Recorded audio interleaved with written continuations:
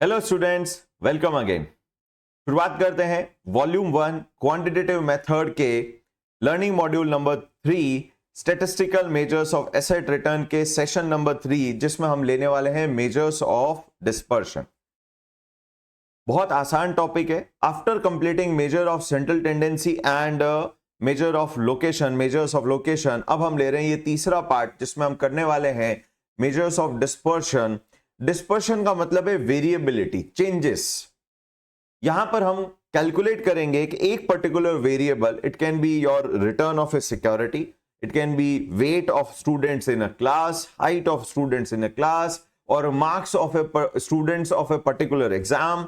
वो अपने average measure of central tendency से कितना वेरी कर सकता है, कितना डेविएट हो सकता है, या एक पर्टिकुलर स्पेसिफिक बेंचमार्क से वो कितना वेरी किया है, यहां पर हम उसको क्वांटिफाई करने की कोशिश करेंगे। तो मेजर ऑफ डिस्पर्शन दो तरीके से कैलकुलेट होते हैं। One is called as absolute, second is called as relative. तो जैसे ही मैं बोलता हूं रिलेटिव, इसका मतलब एक पर्टिकुलर एसेट क्लास के रिटर्न का वो relative measure of dispersion directly comparable हो जाएगा किसी भी दूसरी एसेट क्लास के मेजर ऑफ डिस्पर्शन के साथ में। तो यहां पर वो हमें एक एडिशनल एडवांटेज होगा डिफरेंट एसेट क्लास को आपस में कंपेयर करने के लिए। बढ़ाऊंगा आगे, लास्ट में जब वो करेंगे तो उसको चीज को और ज्यादा डिटेल में समझेंगे। पर यहां पर ये सब शुरू करूं उससे पहले जरूरी है कि हम थोड़ा सा सब्जेक्ट के फ्लो के बारे में समझ लें, ताकि ये चीज बहुत क्लियर हो जाए सभी के माइंड में कि सब्जेक्ट हम किसी भी टॉपिक से स्टार्ट नहीं कर सकते, पूरा सब्जेक्ट एक साथ कनेक्टेड है। तो अगर आपको पूरा सब्जेक्ट अच्छे से समझ के कंप्लीट करना है तो फिर आपको हर सेशन के टॉपिक को अच्छे से स्टडी करना होगा, याद रखना होगा अगले सेशन के लिए। अभी हम ये जो इनिशियली 10-15 सेशन रख रहे हैं, जैसे हमने स्टार्ट में रिटर्न कैलकुलेट करना सीखा, उसके बाद में अभी हमने मेजर ऑफ सेंट्रल टेंडेंसी में एवरेज रिटर्न कैलकुलेट करना सीखा।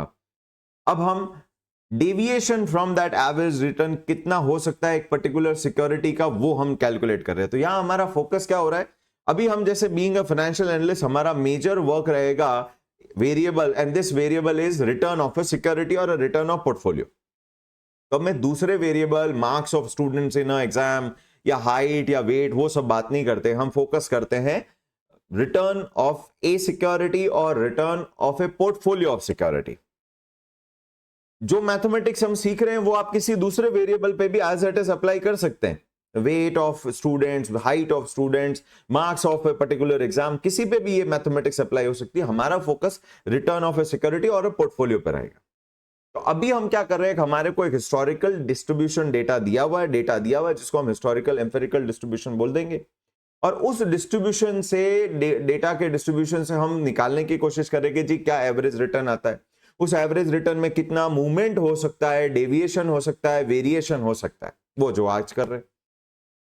इसके बाद हमें मिलेंगे data, future related data, forecasted data मिलेंगे, forecasted data of return of a security in different situations, जो हमारे कंट्रोल के बियॉन्ड होगी। बूम होगा तो सिक्योरिटी के क्या रिटर्न होंगे, नॉर्मल कंडीशन होगी तो क्या होंगे, रिसेशन होगा तो क्या होंगे। उस पर्टिकुलर डेटा, उस data with their respective probability के साथ हम कैलकुलेट करेंगे एक्सपेक्टेड क्या रहेगा आपका उस सिक्योरिटी के रिटर्न का आना, एक्सपेक्टेड रिटर्न क्या आने के चांस रहेगा, और उस एक्सपेक्टेड रिटर्न में कितना वेरिएशन होगा। तो इसका मतलब अब हम हिस्टोरिकल डेटा से आगे बढ़ के फ्यूचर रिलेटेड डेटा, प्रोबेबिलिटिस्टिक डेटा के साथ में काम करेंगे। तो उससे पहले हमें प्रोबेबिलिटी सीखनी पड़ेगी। तो हम एक सेशन लेंगे जिसमें दो सेशन लेंगे इनफैक्ट, जिसमें हम पहले तो प्रोबेबिलिटी कैलकुलेट करना, principle of counting, permutation, combination, वो सब चीजें सीखेंगे। उसके बाद प्रोबेबिलिटी के addition rule, multiplication rule and ultimately the total probability rule के बारे में समझेंगे। तो वो समझने के बाद में हम वापस एक सिक्योरिटी, अगेन मैं बार बार बोल रहा हूं एक सिक्योरिटी, तो एक सिक्योरिटी के एक्सपेक्टेड रिटर्न और उसके वेरिएंस के बारे में कैलकुलेशन सीखेंगे। तो हो गया चीज कनेक्टेड। अब हमने हिस्टोरिकल डिस्ट्रीब्यूशन से भी एक्सपेक्टेड एवरेज रिटर्न और वेरिएंस कैलकुलेट करना सीख लिया, और प्रोबेबिलिस्टिक डेटा के साथ में भी एक्सपेक्टेड वैल्यू, जिसको कि एवरेज भी बोल सकते हैं, और उसका वेरिएंस सीख लिया फॉर अ सिक्योरिटी। फिर इसको कर देंगे कंबाइंड। जहां पर हम मल्टीपल सिक्योरिटी का क्या बनाएंगे, पोर्टफोलियो बनाएंगे, और उस पोर्टफोलियो का क्या एवरेज या एक्सपेक्टेड रिटर्न होगा और उसमें कितनी वेरिएशन होगी वो सीखेंगे। तो वो तीसरा लेवल हो जाएगा। ये सब करने के बाद में अब वो पोर्टफोलियो का जो रिटर्न हमने कैलकुलेट किया है या फिर हमने जो उसका वेरिएंस कैलकुलेट किया है, कितना वो आने के चांसेस बनेंगे नहीं बनेंगे, वो हमने कैलकुलेट किया, वो सही किया है, या एक सिक्योरिटी का रिटर्न जो हमने, क्योंकि हम जो काम करने वाले वो सैंपल डेटा पे काम करने वाले, सैंपल स्टैटिस्टिक्स पे काम करने वाले हैं। जरूरी नहीं है कि वो ओवरऑल पॉपुलेशन डेटा को रिप्रेजेंट करता हो, तो वो सारी टेस्टिंग करनी पड़ेगी। तो वो टेस्टिंग होती है हाइपोथेसिस टेस्टिंग से, और हाइपोथेसिस टेस्टिंग के लिए हमारे पास सात प्रोबेबिलिटी डिस्ट्रीब्यूशन है। इनफैक्ट 7 में पहले में 2 है, तो टोटल 8 प्रोबेबिलिटी डिस्ट्रीब्यूशन हो गए। तो अगेन इसका मतलब पहले हमने रिटर्न कैलकुलेट करना सीखा, वेरिएंस सीखा, प्रोबेबिलिटी सीखी, प्रोबेबिलिटी से रिटर्न और वेरिएंस सीखा। उसके बाद दो सिक्योरिटी के बीच में किस तरीके का रिलेशनशिप है, को रिलेशन एंड को वेरिएंस, वो सीखेंगे। देन हम उसको एक पर्टिकुलर पोर्टफोलियो में कंबाइंड करके पोर्टफोलियो का रिटर्न और उसका वेरिएंस सीखेंगे, और उसके बाद उसकी टेस्टिंग करेंगे। तो उसके लिए प्रोबेबिलिटी डिस्ट्रीब्यूशंस और हाइपोथेसिस टेस्टिंग के मेथड सीखेंगे।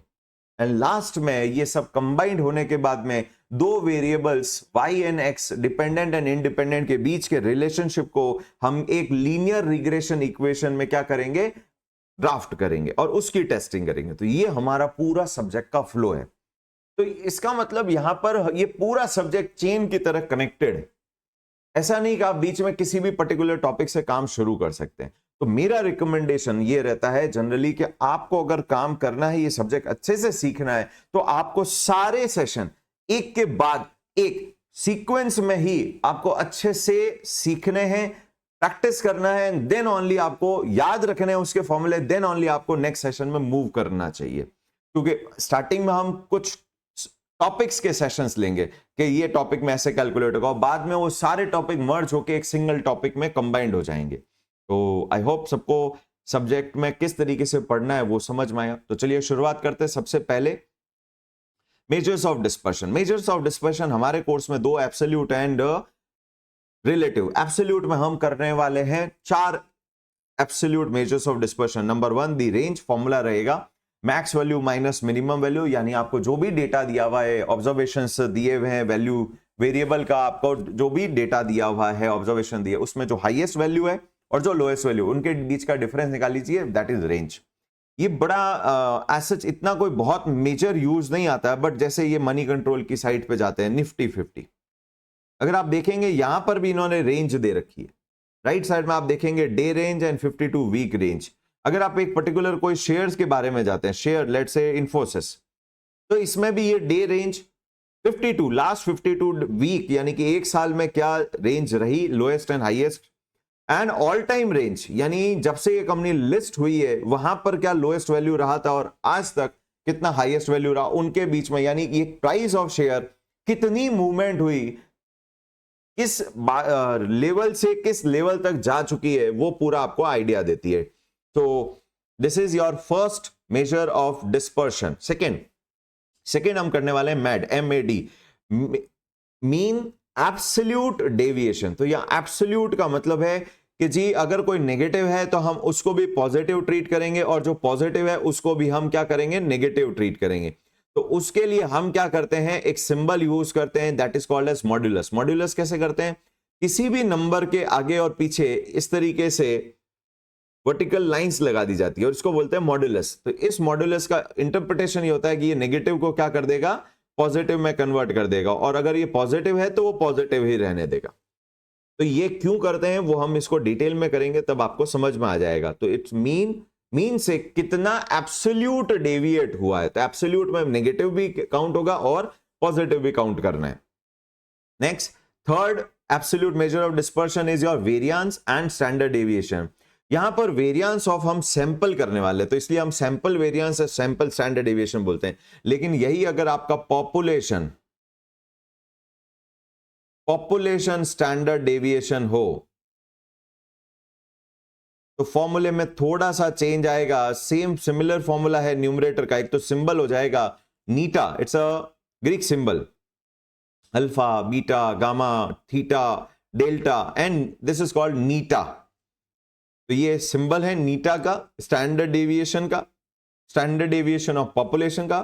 Formula will be sigma x minus x bar square upon capital N. Capital N represent your total number of observation in the population, entire data set का count है ये, तब तो divide होता है N से। लेकिन अगर आप सैंपल पे वर्क कर रहे हैं और सैंपल के डेटा से वेरिएशन कैलकुलेट करने की कोशिश कर रहे हैं, वेरिएंस और स्टैंडर्ड डेविएशन कैलकुलेट करते हैं, तो डिनोमिनेटर में लगता है स्मॉल एन माइनस 1। इसका भी लॉजिक है, मैथमेटिक्स रीजनिंग है इसका। हमारे कोर्स में ऐसा वो नहीं है, बट फिर भी थोड़ा सा एक्सप्लेन करूंगा डिटेल में जब आगे आएगा।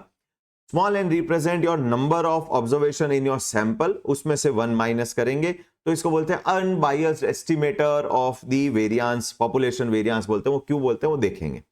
तो दिस इज योर, अच्छा वेरिएंस और स्टैंडर्ड डेविएशन में क्या रिलेशन है? वेरिएंस इज स्क्वायर्ड नंबर, उसको स्क्वायर रूट कर दीजिए, that will become your standard deviation. So this is your third absolute measure of deviation.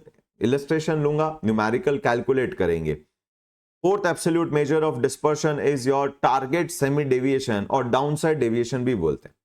इसमें हम क्या करेंगे, एक पर्टिकुलर बेंचमार्क आपको गिवन होगा क्वेश्चन में, उस बेंचमार्क से जो डेविएशन हुआ और वो भी सिर्फ डाउन साइड यानी कि लोअर साइड कितने हुए, उनका आप क्या करेंगे, स्टैंडर्ड डेविएशन कैलकुलेट करेंगे। That is why it is called as down side deviation, कि जी ये पर्टिकुलर बेंचमार्क रिटर्न है, इससे नीचे जाने के कितना वेरिएशन हो सकता है, चांसेस नहीं, कितना नीचे जा सकता है वो कैलकुलेट करेंगे। And last is your relative measures of dispersion में एक ही आता है, that is called as coefficient of variation, और कई बार इसके लिए सिंबल यूज होता है CV। CV का फॉर्मूला रहता है SX अपॉन एक्स बार, SX अपॉन एक्स बार। ये शो करता है, इसीलिए इसको रिलेटिव बोलते हैं कि जी इन्होंने क्या किया, वे स्टैंडर्ड डेविएशन को ऊपर रखा और एवरेज रिटर्न को नीचे रखा है। तो इसका इंपैक्ट ये होता है कि एक रेशियो में कन्वर्ट हो गया, और ये रेशियो रिप्रेजेंट करता है स्टैंडर्ड डेविएशन पर यूनिट ऑफ रिटर्न, कि जी जिस एसेट क्लास या जिस सिक्योरिटी के लिए आप ये मेजर ऑफ डिस्पर्शन कैलकुलेट कर रहे हो, उसका अगर एक, let's say this is equals to 2 times, it will come in 2 times, ये टाइम्स में बन जाएगा। SX भी आपका परसेंटेज में और एक्स बार भी आपका परसेंटेज में, अगर ये रिटर्न का डेटा है तो परसेंटेज कैंसिल होकर ये टाइम्स में क्रिएट हो जाएगा। तो ये स्केल फ्री है। तो यहां पर स्केल फ्री का मतलब है इसके पीछे कोई केजी, लीटर, मीटर ये नहीं लिखा होगा, परसेंटेज नहीं लिखा होगा, इट्स एब्सोल्यूट नंबर जो कंपैरेबल है दूसरे किसी एसेट क्लास के कोफिशिएंट ऑफ वेरिएशन से। ये क्या शो करेगा कि 1% रिटर्न के लिए आपको कितना स्टैंडर्ड डेविएशन आपको बेयर करना पड़ेगा, रिस्क कितना बेयर करना पड़ेगा for 1 unit of reward. Standard deviation is a measure of risk and x bar is your expected return is your measure of return. So ये शो करता है what is the risk per unit of return you are going to generate get in particular investment. तो अब आपका एक return के लिए, आपका एक यूनिट ऑफ रिटर्न के लिए कितना रिस्क है, तो आप किसी और एसेट क्लास जिसके अलग रिटर्न और रिस्क पे मैट्रिक्स है, उसको भी क्या कर सकते हो, आपस में कंपेयर कर सकते हो। तो ये हमारा इस कोफिशिएंट ऑफ वेरिएशन का यूज रहेगा। COV नहीं लिखेंगे, कोफिशिएंट ऑफ वेरिएशन को ध्यान रखेंगे, इट्स CV, बिकॉज COV जो सिंबल है वो कोवेरियंस के लिए यूज होता है। कोवेरियंस इज दो एक्स एंड वाई, दो वेरिएबल के बीच में किस तरीके का वेरिएशन का कनेक्शन है, रिलेशन है, उसके लिए कोवेरियंस यूज होता है, जो कि आने वाले सेशन में हम कैलकुलेट करेंगे। उसके लिए सिंबल होता है COV, यहां सिर्फ सिंबल यूज होगा CV। बढ़ते हैं आगे, सबसे पहले दी रेंज कैलकुलेट करते हैं। तो ये हमारा इस सेशन में फास्ट फॉरवर्ड हो गया। अब हम कर रहे हैं दी रेंज। अब दी रेंज कैसे कैलकुलेट होगा, पहले तो डिस्पर्शन का it's the variability around the central tendency, generally mean return. कि मीन रिटर्न से आपके जो एक्चुअल रिटर्न है, बिकॉज एक्चुअल रिटर्न हमेशा एवरेज आएंगे ऐसा नहीं है, मीन रिटर्न जो कि आपका एवरेज रिटर्न है, उससे आपके एक्चुअल रिटर्न दोनों साइड कम भी या ज्यादा भी कितना वेरी हो सकते हैं, उसके लिए मेजर्स ऑफ डिस्पर्शन होता है। तो अगर मीन रिटर्न को मैं रिवॉर्ड के टर्म्स में डिनोट करूं, तो मेरा dispersion which is quantifying my variability, uncertainty, risk, तो यहां पर ये जो डिस्पर्शन का मेजर होगा वो हमारे लिए क्या कैलकुलेट करके देगा, क्वांटिफाई करके देगा, रिस्क को क्वांटिफाई करके देगा कि कितना वेरी हो सकता है, कितना डेविएट हो सकता है, कितना अनसर्टेन। फर्स्ट रेंज, जैसा अभी मैंने मनी कंट्रोल में आपको एग्जांपल शो किया, इन्फोसिस 33 रुपीज तक लोएस्ट था और हाईएस्ट आई थिंक 2000 कुछ वैल्यू दे रखा था। तो इसका मतलब दिस इज दी रेंज कि आपका डेटा लोएस्ट से लोएस्ट कहां तक गया था और हाईएस्ट से हाईएस्ट कहां तक जाएगा, कितना वेरी हो सकता है। इस ये बाउंड्रीज क्रिएट कर देगा, उस बाउंड्री के बीच का गैप ये शो करता है, गैप शो करता है। बाउंड्रीज दो आंसर नहीं है, सिंगल आंसर, ये गैप को शो करता है। तो रेंज कैसे कैलकुलेट होगी, maximum value minus minimum value. तो मैंने एक सैंपल एक डेटा बनाया, एक पर्टिकुलर शेयर है जिसके 8 साल के आपको रिटर्न दिए गए हैं। तो अगर आपको मैं बोलूं what is the range of return, the range of return is equals to maximum value less minimum value of the data. तो मैक्सिमम वैल्यू मुझे दिख रही है 20 और मिनिमम दिख रही है -5, तो -5 इज इक्वल्स टू 25। तो ओवरऑल मेरा रिटर्न परसेंटेज, अगर ये रिटर्न परसेंटेज का डेटा है तो वो कितने रेंज में मूव कर सकता है, 25% लोएस्ट से हाईएस्ट तक पहुंच सकता है एक बार में। तो this is the example of range, बड़ा सबसे सिंपलेस्ट फॉर्म ऑफ डिस्पर्शन था। Next form of dispersion is MAD, mean absolute deviation. So range is difference between max and minimum. पर इसके अपने लिमिटेशन दिख भी रहा, कोई बहुत ज्यादा कॉम्प्लेक्स कैलकुलेशन नहीं था और इसमें बहुत ज्यादा इंफॉर्मेशन भी नहीं थी। It can not tell how the data are distributed, किस तरीके का डिस्ट्रीब्यूशन है डेटा का। There are various type of distributions. आगे जो हम पढ़ेंगे कितना आउटलायर से बड़ा इंपैक्ट होगा, क्योंकि आउटलायर आपका मैक्सिमम वैल्यू एक्सट्रीम होगा, मिनिमम वैल्यू एक्सट्रीम होगा, तो आपकी रेंज बहुत बड़ी दिखेगी। जबकि हमने इन्फोसिस में भी देखा 33 rupees almost 2000। What is the range, almost 2000 rupees की रेंज है। इतना थोड़ी वेरी करता है भाई एक साल में। इसीलिए वो क्या करते हैं, ऑल टाइम रेंज के साथ में 52 वीक रेंज देते हैं, उसके साथ में डे रेंज भी दे देते हैं। तो रेंज के अपने एक प्रॉब्लम है कि वो आउटलायर से बड़ा इंपैक्ट होता है, तो इसका कोई बहुत ज्यादा यूज नहीं है, बट ठीक है एक इंफॉर्मेशन रहता है। जितनी छोटी टाइम पीरियड की रेंज होगी उतना वो ज्यादा इंफॉर्मेटिव रहेगी। बड़े लॉन्ग पीरियड में तो रेंज क्या होगा, बहुत ज्यादा एक्सट्रीम वैल्यूज के कारण इंपैक्ट हो चुका होगा।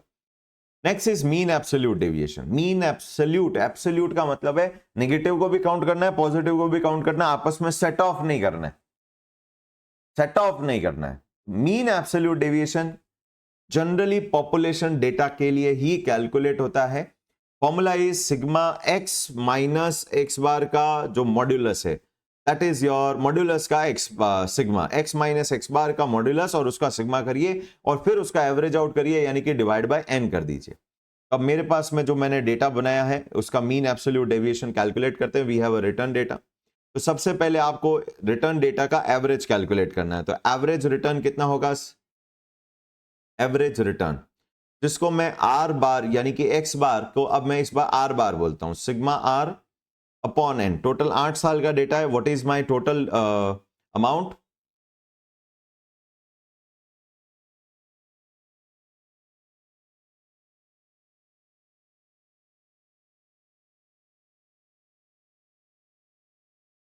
Total amount is 10 plus 12 plus 15 plus -5 plus 6, 26, 4, 30 and 40, 72. So average return is 72 divided by 8, that is equals to 9.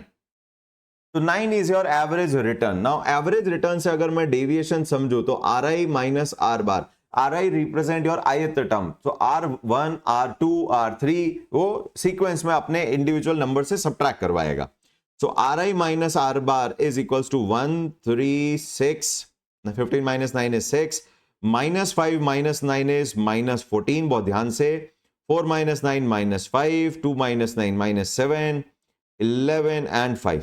अगर आप इन सबको ऐड करेंगे इट विल गिव 0, क्योंकि एवरेज से कुछ कम हुआ है कुछ ज्यादा है, एवरेज में नंबर ऑफ वेरिएबल और उनकी वैल्यू दोनों का कंबाइंड इफेक्ट होता है। तो अगर आप उससे आप माइनस वालों को, लोअर साइड वालों को हायर साइड वालों के साथ में नेट ऑफ करेंगे, वो 0 आना ही है। करके देख लीजिए, 1 + 3 4 + 6 10 -14 is -4, -5 -9 -7 16 minus -16 plus 11 plus 5 is 0। तो इसका आप एवरेज करोगे 0 अपॉन एनीथिंग इज 0। तो ये हमें पता ही नहीं चला कौन कितना एक्चुअली डेविएट हुआ एब्सोल्यूट बेसिस पे। तो हम क्या करते हैं, ये नेगेटिव पॉजिटिव के इफेक्ट को हटाते हैं and we calculate absolute values और लगा देते हैं मॉड्यूलस। तो ये एक सिंबल है, जो जिसका भी आपको एब्सोल्यूट वैल्यू कैलकुलेट करना, उसके आगे और पीछे दो इस तरीके की लाइन से ड्रॉ कर दी जाती है, विच रिप्रेजेंट मॉड्यूलस। ये मैथ्स का फंक्शन क्या करेगा, 1 को 1 रखेगा, 3 को 3, 16 6, and this will become 14 positive, 5 7 11 and 5। अब इसका टोटल करिए, तो इसका टोटल आ जाता है हमारा 10 plus 14 plus 5 plus 7 plus 11 plus 5, 52। सही है क्या? 16 and 7, 23 and 28, 32, 42 and 52, 52, 52। तो वी गॉट 52 टोटल। अब आपके पास में पूरे एब्सोल्यूट डेविएशन का फ्रॉम देयर मीन का टोटल है, तो क्या आप एवरेज एब्सोल्यूट डेविएशन निकाल सकते हो? इसीलिए इसको बोलते हैं mean absolute deviation. Mean absolute deviation, तो अब मीन एब्सोल्यूट डेविएशन कैसे कैलकुलेट होगा? M mean absolute deviation, MAD कैसे कैलकुलेट होगा कि जी आपका टोटल डेविएशन का टोटल है 52 from their mean in absolute terms divided by 8 terms is equals to 52 divide by 8, 6.5 is your absolute deviation. Divide by 8, full all term, all complete data. So mean absolute deviation का formula हो गया MAD is equals to sigma of modulus of xi minus x bar whole upon n. This is your mean absolute deviation. के overall average तो आपका 9 है, और down side में 6.5 and up side में भी 6.5 तक चीजें वेरी हो सकती है। ये जनरली कैलकुलेट होता है पॉपुलेशन डेटा के लिए। What if we are given with a sample data, 1000 shares, 1000 Infosys के 40 साल के लाइफ में टेन्योर में हम 40 साल की लाइफ के टेन्योर पे वर्क करेंगे तो शायद इतना यूजफुल इंफॉर्मेशन एक्सट्रैक्ट नहीं होगी, बिकॉज 2000 से पहले कंप्यूटराइजेशन बहुत डिफरेंट था, कोविड से पहले बहुत डिफरेंट था, और अब ये जो नया AI का इफेक्ट आया उसके बाद बहुत चीजें बदल रही है। तो बेस्ट टू बेस्ट आपको क्या लेना चाहिए? लेटेस्ट 5 मैक्स 10 इयर्स का डेटा लेना चाहिए एनालिसिस करने के लिए, कंपनी की परफॉर्मेंस और उसके फ्यूचर के बारे में एनालिसिस करने के लिए। तो जब आप सैंपल पे काम करते हैं तो इस तरीके से एब्सोल्यूट डेविएशन क्या हो जाएगा, यूजफुल नहीं रहेगा, क्योंकि हो सकता है कि लेटेस्ट ईयर्स जो आपके हिस्ट्री में जो पास्ट लेटेस्ट ईयर्स रहे होंगे, लास्ट 5 ईयर 10 ईयर, वो बहुत चीजों के कारण इंपैक्टेड होंगे। इसलिए यूज किया जाता है सैंपल वेरिएंस और सैंपल स्टैंडर्ड डेविएशन। तो range and mean absolute deviation को आप हटाते हैं। Next we are going for sample variance and sample standard deviation. तो mean absolute deviation is over, sample variance and sample standard deviation. अब इसका formula क्या है? तो अब ये सैंपल वेरिएंस कैसे कैलकुलेट होता है वो जरा देख लेते हैं। अच्छा, फ्रीक्वेंसी, ये तो हमने इंडिविजुअल सीरीज थी। व्हाट इफ अगर फ्रीक्वेंसी डिस्ट्रीब्यूशन दिया हो, तो फ्रीक्वेंसी डिस्ट्रीब्यूशन में आपको रिटर्न परसेंटेज के साथ में उनकी फ्रीक्वेंसी दे रखी होगी। 100 साल का डेटा दिया है, 10 बार 3% आया, 20 बार 4% रिटर्न आया, 30 बार 8% रिटर्न आया, और 40 बार -2% रिटर्न आया। सबसे पहले तो इनका एवरेज निकालिए। कैसे एवरेज निकालेंगे? सबसे पहले रिटर्न इनटू फ्रीक्वेंसी करिए, 30, 80, 240 and -80, it's 270। So what is your average return? R bar will be equals to sigma R multiplied by F whole divided by sigma F. Sigma R into F divided by sigma F. So this is equals to 270 divided by 100 is equals to 2.70. This is your expected return, average return of last 100 years, if these are years. Now calculate your deviation for each observation. So it is R minus R bar. 3 minus 0.7 is 0.30, 1.30, 5.30. Done? -2 minus 2.7 is 4.70. इसका total 0 नहीं होगा, क्योंकि ये एक एक बार calculate किया, जबकि observation 100 है। नंबर ऑफ ऑब्जर्वेशन कितने हैं? 100 है। तो या तो इनको फ्रीक्वेंसी से मल्टीप्लाई करो तो 0 हो जाएगा, फ्रीक्वेंसी से मल्टीप्लाई करके टोटल करेंगे 0 हो जाएगा। हमें वो नहीं चाहिए, हमें एब्सोल्यूट डेविएशन चाहिए। सो एब्सोल्यूट डेविएशन कैसे करेंगे? R माइनस R बार का मॉड्यूलस कर देंगे, 0.3 1.3, 5.3 एंड 4.70। अब इनको अपनी फ्रीक्वेंसी, ये तो एक एक बार की कैलकुलेशन, जबकि 0.3 का जो डेविएशन है वो 10 टाइम्स आया होगा, 1.3 का डेविएशन 20 टाइम्स, 5.3 का 30 टाइम्स, 4.7 का 40 टाइम्स आया होगा। तो इनको अपने टाइम से मल्टीप्लाई करिए तो ओवरऑल डेविएशन आएंगे। सो f multiplied by modulus of r minus r bar, so this is 3, 1.3 is 2.6, 5.3 is how much? 5.3 into 3 is equals to 15.9, and 4.7 into 40 is equals to 188। बराबर है, बहुत बड़ा नंबर आया भाई। 2.6 into 20 करते हैं तो 52, नहीं 1.3 into 20 करते हैं तो 26 आता है। ओके, यहां गलती हो गई, 26 एंड 0.3 into 10 तो भाई 3 होगा। So this is 26 plus 3, 29 plus 15.9 plus 188 is equals to 232.90। कुछ गड़बड़ हो गई क्या? चेक कर लेते हैं। 2.7 सही है क्या? R bar 30, 80, 240 and 80। तो 30 plus 80 plus 240 minus 80 divided by 100 is 2.7. 2.7 is correct. Next, 3 minus 2.7 is 0.3. 1.3. 8 minus 2.7 is 5.3, and this is okay. So this is 0.3, 1.3, 5.3, 4.7 भी ठीक है। 0.3 into 10, 3, and 4 plus 1.3 into 20, 26. 5.3 into 30, 159। ओहो 159, यहाँ गड़बड़ है। 5.3 into 30, 159। Okay, and last 40 into 4.7। थोड़ा सा मैथ्स करते वक्त छोटी मोटी गलती हो जाती है, ध्यान रखना चाहिए। 376, 376 divided by 100। I don't know हमने 3.76 2.76 क्यों लिखा है, तो it should be 3.76।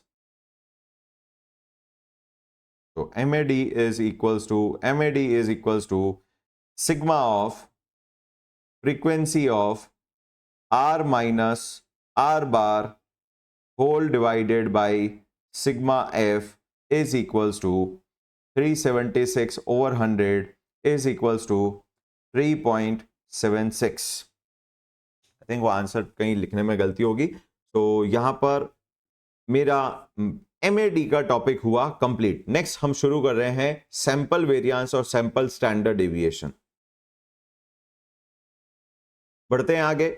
So sample variance और सैंपल स्टैंडर्ड डेविएशन कैसे कैलकुलेट होगा, तो यहां डिफरेंस क्या है और सैंपल वेरिएंस और सैंपल स्टैंडर्ड डेविएशन की जरूरत क्यों है। हम already MAD mean absolute deviation calculate करना सीख चुके हैं इंडिविजुअल सीरीज और as well as your frequency distribution के साथ में। कॉन्टिन्यूअस डिस्ट्रीब्यूशन में जनरली क्या करते हैं, वो वैसे हमारे कोर्स में है नहीं किसी तरीके का ऐसा क्वेश्चन, मैंने स्टडी मटेरियल में नहीं देखा। बट कॉन्टिन्यूअस सीरीज में वो क्या करते हैं कि जो आपकी क्लास इंटरवल दी हुई होती है उसका जनरली सेंटर वैल्यू पिक करके उसको वेरिएबल बना के फ्रीक्वेंसी से मल्टीप्लाई करके वापस से डिस्क्रीट सीरीज डिस्क्रीट डिस्ट्रीब्यूशन की तरीके से वर्किंग करते हैं। हमारे कोर्स में नहीं है, उस तरीके का एग्जाम्पल नहीं लेते हैं। बढ़ाता हूं आगे। सो अब ये जनरली जो कैलकुलेट किया आपने मीन एब्सोल्यूट डेविएशन, ये कंप्लीट पॉपुलेशन डेटा के लिए कैलकुलेट होता है। इसीलिए जब डिवीजन होती है तो डिवीजन करते हो कि आपको वो n से डिवाइड करवाते हैं, एज इफ कि आपके पास में कंप्लीट पॉपुलेशन का डेटा है और इसलिए आप कंप्लीट पॉपुलेशन डेटा से के काउंट से डिवाइड कर रहे हैं एवरेज आउट करने के लिए। जनरली हमारे पास में पहले तो होता है एक पॉपुलेशन डेटा की जगह सैंपल डेटा। तो जब सैंपल डेटा होता है तो उस केस में फिर क्या काम होता है, उस केस में थोड़ा सा चेंजेस करते हैं और इस तरीके से एब्सोल्यूट डेविएशन की जगह थोड़ा सा अलग तरीके की टेक्निक यूज करते हैं। तो किस तरीके से होता है देखते हैं। लेट्स से हमारे पास में अगेन एक इंडिविजुअल सीरीज है, 5 साल का लास्ट 5 ईयर का एक पर्टिकुलर कंपनी का डेटा है जिसमें कभी पॉजिटिव कभी नेगेटिव है, and it's individual series, correct. अब इस इंडिविजुअल सीरीज में अगर मुझे सैंपल वेरिएंस और सैंपल स्टैंडर्ड डेविएशन कैलकुलेट करना है कि कितना वेरिएशन होता है एवरेज रिटर्न से, तो पहले एवरेज तो कैलकुलेट करो।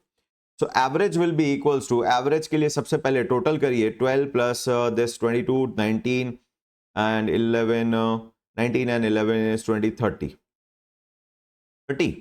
So average is equals to, average return is r bar is equals to sigma r upon n is equals to small n, not n क्योंकि हमारे पास सैंपल है, small n is 30 divided by 5 is equals to 6%. 6% is your average for average of return over the 5-year sample period. अब आप क्या करेंगे, absolute deviation, पहले एक बार तो डेविएशन कैलकुलेट करिए, r minus r bar. So 10 minus 6 is minus 4 minus 6, no, it's positive 4, 6 minus 3 minus 9, 6 is minus 9, it's 15 minus 6 is 9, and minus 6, minus 4 minus 6 is minus 10. Total करेंगे 0 आ जाएगा. अब इस तरीके से इसका एब्सोल्यूट करके डिवाइड बाय 5 करना जनरली प्रेफर नहीं किया जाता है. व्हाट दे डू इज कि इस निगेटिव का इफेक्ट पॉजिटिव को आपस में सेट ऑफ नहीं करे, इसीलिए हम क्या कर देते हैं, इन डेविएशन को स्क्वायर कर देते हैं. स्क्वायर करने का इंपैक्ट होता है कि नेगेटिव भी वेरिएशन पॉजिटिव में कन्वर्ट हो जाएगा, बट स्क्वायर्ड वेरिएशन रहेगा. What we are going to do is r minus r bar whole square. So this is 16 36 81 81 and 100 और उसका टोटल कर दिया जाता है. तो ये स्क्वायर्ड डेविएशंस का, डेविएशन के स्क्वायर्स का टोटल हो जाएगा. डेविएशंस के स्क्वायर का टोटल किया गया है, प्लस 81 प्लस 81 प्लस 100, तो टोटल इज 314. ये इस 314 का एवरेज निकालते हैं. वो एवरेज क्या होगा, स्क्वायर डेविएशन के स्क्वायर का एवरेज होगा. तो वो जो मीन कैलकुलेट हो रहा है, एवरेज कैलकुलेट हो रहा है, वो कैसे कैलकुलेट हो रहा है, और उसी को हम बोलते हैं वेरियांस. और क्योंकि ये रिटर्न का वेरियांस है, ये ये भी return variance of return variable है हमारे पास में. एक्स क्या है आपका, रिटर्न है, तो आपका ये कहलाएगा variance of returns of a security will be equals to sigma R minus R bar, R आयत बोल सकते हैं, पावर स्क्वायर का डिवाइड बाय. अब यहां थोड़ा सीखने की बात है. Here they are not going to divide it by 5, they are going to divide it by n minus 1. n minus 1. अब ये क्या लॉजिक है, यानी यहां पर आप क्या करने वाले हैं, यहां पर आप 314 को डिवाइड करने वाले हैं, 314 को डिवाइड करने वाले हैं 5 minus 1, यानी कि 4 से will give us 314 divide by 4 is equals to 78.50. एक तो इसके आगे कोई डिनोमिनेशन नहीं है, क्योंकि ये परसेंटेज के वेरिएशन के स्क्वायर किया टोटल का एवरेज है. तो ये स्क्वायर्ड नंबर का एवरेज हुआ, तो जिसका कोई डिनोमिनेशन नहीं होगा. परसेंटेज स्क्वायर कहना थोड़ा ठीक नहीं लगता है, नंबर 1. दूसरा, ये 4 करने का लॉजिक क्या दिया, इन्होंने कहा कि जी हम एक सैंपल पे काम कर रहे हैं. वैसे ये लॉजिक हमारे कोर्स का पार्ट नहीं है, समझ में भी नहीं आए तो भी चलेगा, बट एक स्टेटमेंट याद रहना चाहिए कि जब आपको एक सैंपल डेटा दिया जाता है, और सैंपल डेटा में अगर आपके पास में 5 में से 4 डेटा की वैल्यूज अवेलेबल है, x1 अवेलेबल है, x2 अवेलेबल है, x3 अवेलेबल है, x4 अवेलेबल है, पता है कि टोटल सैंपल में 5 टर्म्स है, 5वें मिसिंग है, और अगर आपको उसका एवरेज दे दिया जाए, x बार दे दिया जाए, तो क्या आप x5 कैलकुलेट हो सकता है? बिल्कुल हो सकता है. If you are given with x1 plus x2 plus x3 plus x4 plus question mark whole divide by 5 is equals to whole divide by 5 is equals to x bar, और x bar given है, तो can we calculate this question mark? Yes, we can calculate this question mark. तो इसका मतलब ये question mark कोई independent variable नहीं हो सकता. अगर ये 4 चीजें फिक्स है और x बार फिक्स है, तो क्वेश्चन मार्क की एक डेफिनेट वैल्यू ही होगी, वो रैंडम वैल्यू नहीं हो सकती है, तभी ये इक्वेशन इक्वेट होगी. करेक्ट? ये तो चलो ठीक है, एक्सप्लेन समझ में आता है. इसका मतलब अगर आपके पास में 4 इंडिपेंडेंट वेरिएबल है, रैंडम वेरिएबल्स है, x1 x2 x3 x4 and x bar is fix, तो उस केस में आपके पास में सिर्फ 4, जो 5वां वेरिएबल है वो डिपेंडेंट ही होगा, वो इंडिपेंडेंट नहीं होगा. और अगर आपने डिपेंडेंट वेरिएबल को भी काउंट कर लिया मीन कैलकुलेट करते वक्त, तो ये बोलते हैं वो बायस हो जाता है, वो रैंडम रहा ही नहीं। तो जब रैंडम रहा ही नहीं तो फिर वो बायसनेस है। अनबायस तभी होता है जब सारे वेरिएबल रैंडम होते हैं। ये थोड़ी सी एक अलग लेवल की लैंग्वेज में चले गए स्टैटिस्टिक्स की। एक होता है बायस एस्टिमेटर, एक होता है अनबायस एस्टिमेटर। तो बायस क्या होता है, जैसे बायस में मुझे अगर बोलेंगे कि जी कोई नंबर बताइए, कोई भी नंबर बताइए 1 to 100 के बीच में, तो मैं जनरली 10 के मल्टीपल्स ही प्रेफर करूंगा। दैट इज माय बायस। हो सकता है कोई सिर्फ इवन नंबर्स की ही बात करेगा, हो सकता है कोई पर्सन सिर्फ ऑड नंबर की। दैट इज बायसनेस, जहां रैंडमनेस नहीं है। तो यहां पर वो यही बोलते हैं कि अगर आपके 4 रैंडम नंबर और अगर एवरेज आपका फिक्स है तो 5वां नंबर रैंडम रहेगा ही नहीं, वो बायस क्रिएट करेगा। तो बायसनेस को हटाने के लिए और अपने इस सैंपल वेरिएंस को, क्योंकि आप फाइनली इस वेरिएंस को यूज करेंगे टेस्टिंग करने के लिए कि भाई ये मानते हुए चलेंगे कि ये वेरिएंस हमारे ओवरऑल डेटा का वेरिएंस है, पॉपुलेशन डेटा का वेरिएंस है। तो पॉपुलेशन डेटा तो है नहीं आपके पास में, वहां तक पहुंचने के लिए ये तो बायस हो गया, क्योंकि एक नंबर तो आपका फिक्स है, रैंडमनेस है नहीं। तो उसको हटाने के लिए ये अंडरस्टेटेड, अगर आप इसको 5 से डिवाइड करोगे तो ये अंडरस्टेट हो जाएगा। तो इसको वापस से लेवल पे लाने के लिए ये क्या करते हैं, उस एक जो फिक्स नंबर है जो रैंडम नहीं है उसका इफेक्ट हटाने के लिए वो degree of freedom word use करते हैं। इसको डिग्री ऑफ फ्रीडम, कितने फ्री वेरिएबल्स आपके पास में है। So we are having n-1 free variable. So 5 total variable, -1 is your 4 is your degree of freedom. तो ये क्या करते हैं, इस टोटल को डिग्री ऑफ फ्रीडम n-1 से डिवाइड करते हैं, ताकि ये sample variance can become the unbiased estimator of your population variance. इसीलिए वो 4 से डिवाइड करते हैं। इसीलिए हम यहां पर इसको 5-1 4 से डिवाइड करते हैं। अब बट ये पूरा लॉजिक की ऐसा इतनी कोई रिक्वायरमेंट नहीं है, बस इतना ध्यान होना चाहिए कि सैंपल में एक बायसनेस क्रिएट हो जाता है एक वेरिएबल के कारण। उस वेरिएबल के बायसनेस को हटाने के लिए हम क्या यूज करते हैं, n-1 यूज करते हैं। दैट्स इट, बस इतनी बहुत जरूरत, इतनी हमारे काम की बात है। तो यहां पर आगे बढ़ता हूं। तो this is your sample variance. तो अब अगर ये वेरिएंस ऐसा कोई ये वैल्यू का कोई इंटरप्रिटेशन नहीं हो रहा है, क्योंकि एक तो स्क्वायर्ड नंबर है, स्क्वायर्ड नंबर का एवरेज हो रहा है। तो इसको एक मीनिंगफुल वैल्यू बनाने के लिए हम क्या करते हैं, इसका वापस स्क्वायर इफेक्ट हटाते हैं। उसी को हम बोल देते हैं स्टैंडर्ड डेविएशन।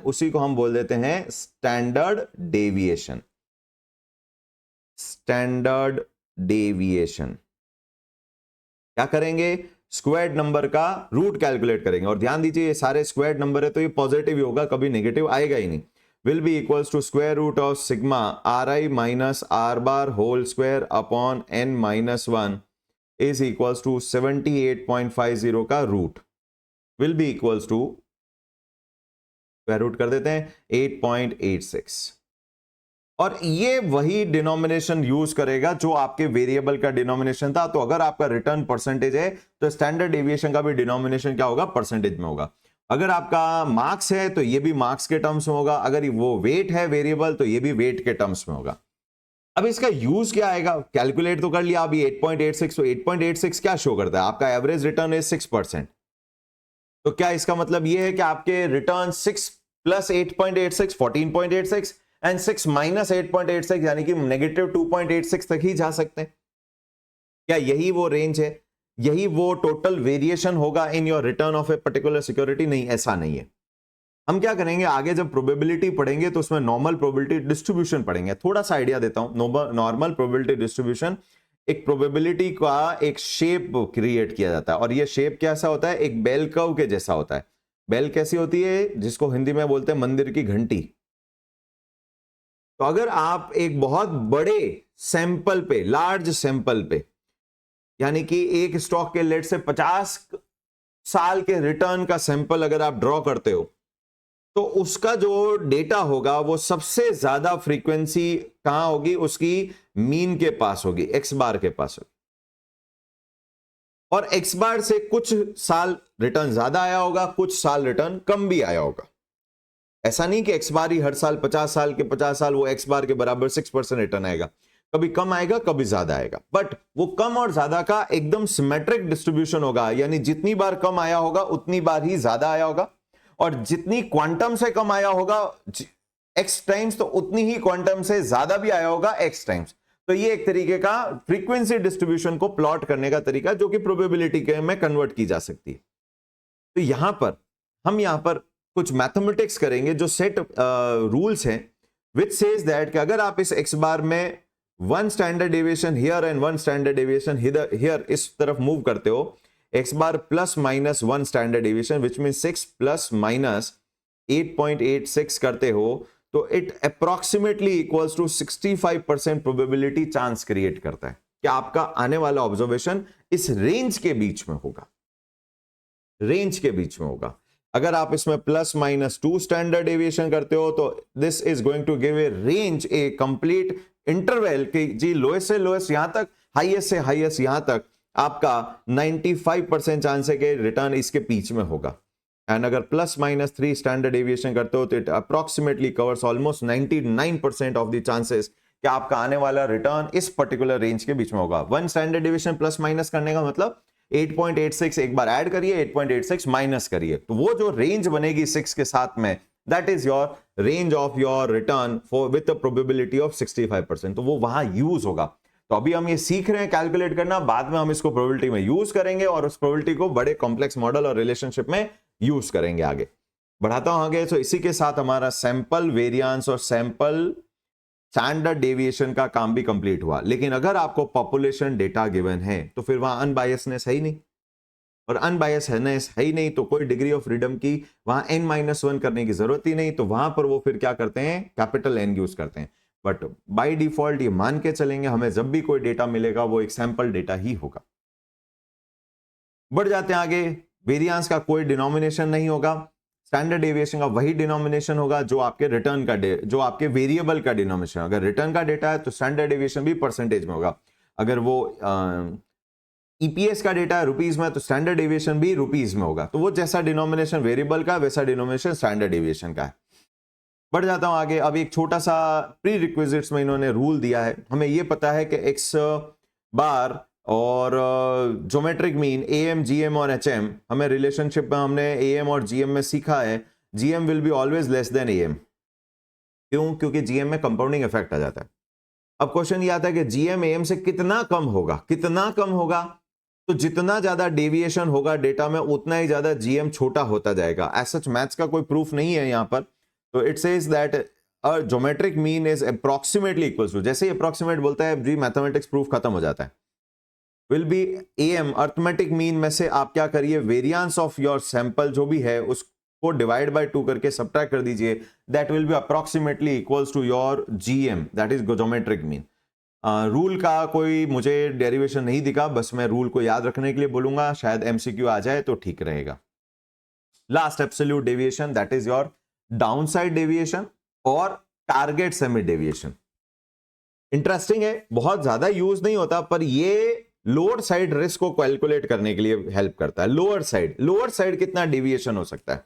तो ऑब्वियस है ये स्टैंडर्ड डेविएशन से तो छोटा होगा। स्टैंडर्ड डेविएशन क्या शो करता है कि आप मीन, वो हमने क्या किया था, एक्स में से एक्स बार माइनस किया था कि जी मीन से कितना इधर या कितना इधर, वो दोनों के वेरिएशन को यूज किया उसने। जब हमने स्टैंडर्ड डेविएशन कैलकुलेट किया तो हमने क्या किया, आर में से आर बार माइनस किया, तो आर चाहे 6 से बड़ा था या 6 से छोटा था, दोनों डेविएशंस को हमने स्क्वायर करके ऐड अप किया। लेकिन जब हम आप ये टारगेट सेमी डेविएशन कैलकुलेट करते हैं, क्या बोलते हैं इसको, ये टारगेट सेमी डेविएशन या फिर डाउनसाइड डेविएशन, तो यहां पर एक तो पहले तो ये मीन ही होगा, ऐसा जरूरी नहीं है, कोई भी बेंचमार्क ले सकते हैं कि जी पर्टिकुलर इतने रिटर्न से नीचे आने का क्या स्टैंडर्ड डेविएशन रहेगा, क्या डेविएशन होने के चांसेस है। चांसेस नहीं कहूंगा, चांसेस तो प्रोबेबिलिटी आगे काम आएगा। यहां कितना डेविएशन हो सकता है वो कैलकुलेट होता है। कैसे फॉर्मूला कैसे कैलकुलेट होता है, तो फॉर्मूला सीखें उससे पहले तो नंबर्स पे ही काम कर लेते हैं। तो मैंने आपको बोला जी बेंचमार्क इज 11, ये गिवन होगा। 11% से नीचे कितना आ सकता है, उसका क्या वेरिएशन है। तो यहां पर आर माइनस आर बार की जगह आप क्या करेंगे, आर माइनस बी करेंगे, R I minus B, R I minus B, यहां पर भी आई, यहां पर भी I, I is ith term. तो 10 माइनस 11 -1, 12 माइनस 11 +1, -3 माइनस 11 -14 का डाउन साइड हो गया 11 से, तो 14% नीचे है. This is 4 positive and -4 minus 11 is -15. तो जहां पॉजिटिव आया डेविएशन वहां हमें रिस्क नहीं है. रिस्क कहां है? जहां 11 से नीचे आया. तो अब आप क्या करेंगे, यहां पर ध्यान देने की बात है, R I minus B whole square करेंगे, वो भी ओनली नेगेटिव डेविएशंस की, ओनली नेगेटिव डेविएशंस की. 14 इंटू 4 स्क्वायर कर देते हैं 196 एंड 225 प्लस 196 प्लस 1 422. ये टोटल स्क्वायर्ड वेरिएशन है 11 से नीचे रिटर्न आने के. तो what is the target semi deviation? Target semi deviation is equals to target semi deviation is equals to, या downside deviation is equals to from 11% is equals to sigma of R I minus benchmark squared. इसमें सिर्फ negative variations के square होंगे, divide by, यहां ध्यान रखना है हमने यहां 3 ही वेरिएशन को स्क्वायर किया, तो पर डिवाइड 3 से नहीं करना है. डिवाइड ओवरऑल डेटा के आपके डिग्री ऑफ फ्रीडम से होगा, which is your n-1, which is your n-1. Target semi deviation is equals to square root of, ये स्टैंडर्ड डेविएशन ही कैलकुलेट होगा, downside deviation is equals to n-1 से divide हो रहा है. तो ये था हमारा कितना जी, 422 डिवाइडेड बाय 5 माइनस 1 का square root is equals to 422 divide by 4 equals to square root 10.2713. 10.2713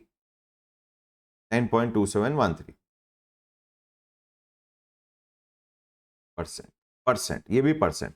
ये शो करता है कि 11 जो आपका बेंचमार्क था उससे नीचे कितने तक जाता है, उससे नीचे कितने तक जाता है, दैट इज योर 10.2713. हाँ, कुछ में तो वो नेगेटिव भी गया है, -3 -4 गया, उससे भी ज्यादा गया है, पर on an average basis, on an average divide by n-1 करने का लॉजिक है on an average basis.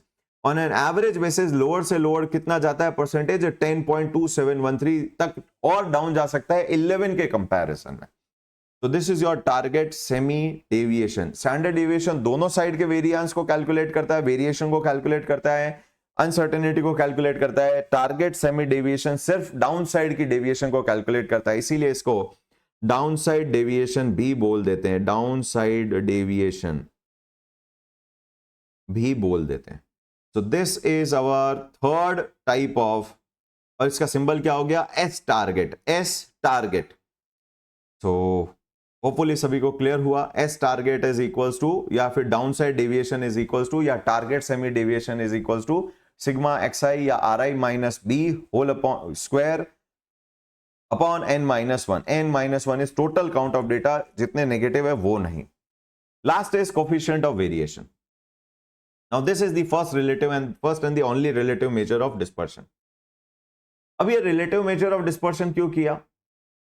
Relative तो वो भी थे, टारगेट और ये स्टैंडर्ड डेविएशन, वहां पर भी एक बेंचमार्क था, या मीन के कंपैरिजन में आपने क्या किया, यहां पर वेरिएशन कैलकुलेट किया. लेकिन अब जब आप ये स्टैंडर्ड डेविएशन कैलकुलेट करते हो, लेट्स से टीसीएस का, या ये जो भी सिक्योरिटी हमने अभी स्टैंडर्ड डेविएशन कैलकुलेट किया, कितना था, 8.86.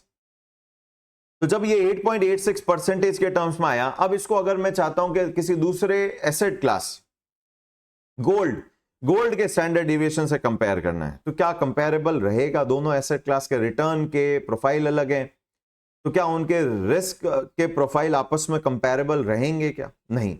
इसीलिए दोनों स्टैटिस्टिकल मेजर को कंबाइंड किया जाता है, risk as well as return को कंबाइंड करके एक रिलेटिव मेजर बनाया जाता है, that is risk in per unit of return के टर्म्स में. That is why it is called as relative measure. तो what is relative measure? It is coefficient of variance. इसको कैसे कैलकुलेट कर रहा है? Sx upon x bar, which represent, Sx represent your risk and x bar represent your return. So it is risk per unit of return का एक तरीके का ये क्या हो गया, फॉर्मूला हो गया कि एक यूनिट रिटर्न कमाने के लिए कितना आपको रिस्क लेना पड़ेगा. It is the ratio of standard deviation of a set of observation to their mean value. It measures the amount of risk standard deviation per unit of return. कैसे काम आता है? देखो, हम जब पोर्टफोलियो बनाते हैं और मान लो दो सिक्योरिटीज है एक्स एंड वाई, ये दो सिक्योरिटीज है, कौन सी सिक्योरिटी को सिलेक्ट करोगे डिपेंड करता है आपका ऑब्जेक्टिव क्या है। पोर्टफोलियो में ऑब्जेक्टिव दो होते हैं, एक नहीं। पहला प्रॉफिट मैक्सिमाइजेशन यानी रिवॉर्ड मैक्सिमाइजेशन, यानी कि रिटर्न ऑफ सिक्योरिटी, इसकी है 12%, इसकी है 15%। जैसे ही मैं 15 बोलता हूं, आप बोलता हूं लो जी वाई को सेलेक्ट करो, एक को ही सेलेक्ट करना है। मैंने कहा सिर्फ यही ऑब्जेक्टिव है क्या जी, maximise the return. Maximise return के हिसाब से तो हो गया जी वाई को सेलेक्ट कर लो। नहीं जी, हमारा एक और ऑब्जेक्टिव है, रिस्क भी मिनिमाइज होनी चाहिए। हमने कहा रिस्क मतलब स्टैंडर्ड डेविएशन या एसएक्स ऑफ सिक्योरिटी करता हूं। एसएक्स नहीं बोलते, एस ही बोलते हैं, क्योंकि एक्स और वाई तो मैंने नाम दे दिए। Return of security, standard deviation of security कर दूं, standard deviation of security S. तो मैंने कहा जी इधर तो है 3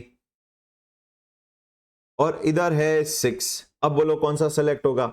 ऑब्वियस है स्टैंडर्ड डेविएशन है, परसेंटेज में ही आया हुआ है। तो आपने कहा जी मिनिमाइज द रिस्क, इसका मतलब तो एक्स सेलेक्ट करना चाहिए।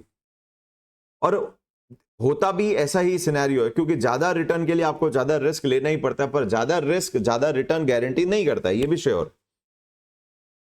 मैक्सिमाइज रिटर्न के पॉइंट ऑफ व्यू से आप सिक्योरिटी वाई सेलेक्ट करते हो, मिनिमाइज रिस्क के हिसाब से सिक्योरिटी एक्स सेलेक्ट करते हो, तो कॉन्ट्राडिक्टरी सिलेक्शन हो गए। इसीलिए हमारे को इसका मतलब absolute measure of dispersion standard deviation overall answer देने में हेल्प नहीं कर पा रहे हैं यहां पर। तो फिर हम यहां पर एक रिलेटिव मेजर क्रिएट करते हैं, which is risk per unit of return, risk per unit of return, CV is your S upon your return R bar, which is equals to 3 upon 12. It is 0.25, correct? 3 by 12 सही है क्या? 3 by 12 is 1 by 4, यही होगा, 0.25 ही होगा, सही है। And this is 6 by 15. 6 divide by 15 is equals to 0.04। क्या करोगे, मिनिमाइज या मैक्सिमाइज? दोनों कैलकुलेट हो गए सीवी।